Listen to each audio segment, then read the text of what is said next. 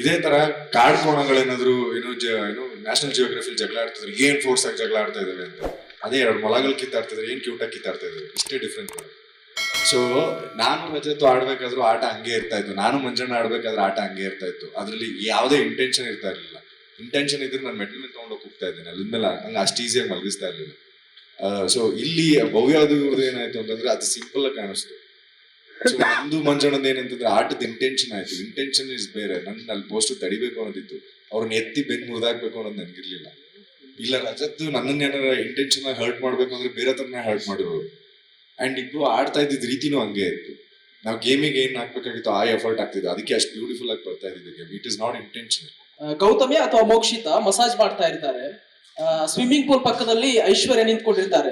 ಆ ಸ್ಕ್ರಿಪ್ಟೆಡ್ ವಿಚಾರ ಗೊತ್ತಾಗುತ್ತೆ ಕ್ಲಿಯರ್ ಆಗಿ. ಐಶ್ವರ್ಯ ಹೀಗೆ ನೋಡ್ತಾ ನೋಡ್ತಾ ನೋಡ್ತಾ ಸ್ವಿಮ್ಮಿಂಗ್ ಪೂಲ್ ಅಲ್ಲಿ ಬೀಳ್ತಾರೆ. ನಿಮ್ಗೆ ಮಸಾಜ್ ಮಾಡುವಂತವ್ರು ನೋಡಿ ಭವ್ಯ ಫುಲ್ ಸಿಟ್ ಆಗ್ತಾರೆ.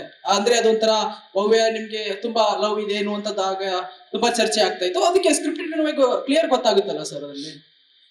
ಅದು ಮಾಡಿದ್ದು ಶೋಗೆ ಸರ್, ಟಾಸ್ಕ್ ಅದು ಸರ್ ನೀವೇ ಹೇಳಿದಂಗೆ ಕರೆಕ್ಟ್ ಆಗಿ ಸ್ಕ್ರಿಪ್ಟೆಡ್ ಅಂತ ಗೊತ್ತಾಯ್ತಲ್ಲ ಸರ್. ಅದನ್ನೇ ಹೇಳಿದ ಸರ್, ರಿಯಾಲಿಟಿ ಶೋ ಯಾವತ್ತು ಸ್ಕ್ರಿಪ್ಟೆಡ್ ಅಂತ ಅಕಸ್ಮಾತ್ ಮಾಡಿದ್ರೆ ನಿಮ್ಗೆ ಗೊತ್ತಾಗ್ಬಿಡುತ್ತೆ. ಗೊತ್ತಾಗದೆ ಮಾಡೋದೇ ಸರ್ ರಿಯಾಲಿಟಿ ಶೋ. ಇವಾಗ ಹೌದು ಭವ್ಯ ಬೆನ್ನುಸ್ತಾ ಇದ್ಲು, ಬಂದು ಇವ್ನು ಓಡ್ ಬಂದು ಸ್ವಿಮ್ಮಿಂಗ್ ಪೂಲ್, ನಿಮ್ಗೆ ಗೊತ್ತಾಯ್ತಲ್ಲ ಸ್ಕ್ರಿಪ್ಟೆಡ್ ಅದು ಅಂತ. ಹೌದು ಅದು ಸ್ಕ್ರಿಪ್ಟೆಡ್. ನಾವು ಸರ್ ನಮ್ಗೆ ಅದೇನು ಕೊಟ್ಟಿದ್ರು ಆ ಟಾಸ್ಕ್ ನಾವು ಮಾಡಿದ್ವಿ, ಹೌದು ಅದು ಸ್ಕ್ರಿಪ್ಟೆಡ್. ಅದ್ ನಿಮ್ಗೆ ಗೊತ್ತಾಗೋಯ್ತಲ್ಲ, ಜನಕ್ಕೆ ಈಸಿಯಾಗಿ ಗೊತ್ತಾಗ್ಬಿಡುತ್ತೆ ಸರ್ ಸ್ಕ್ರಿಪ್ಟೆಡ್ ಅಂದ್ರೆ. ರಿಯಾಲಿಟಿ ಶೋ ಆತರ ನಡೆಯಲ್ಲ.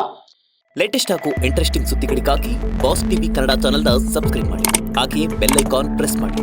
ಇದರ ಜೊತೆಗೆ ಫೇಸ್ಬುಕ್, ಇನ್ಸ್ಟಾಗ್ರಾಮ್, ಎಕ್ಸ್ ನಲ್ಲೂ ಮಿಸ್ ಮಾಡದೆ ಫಾಲೋ ಮಾಡಿ.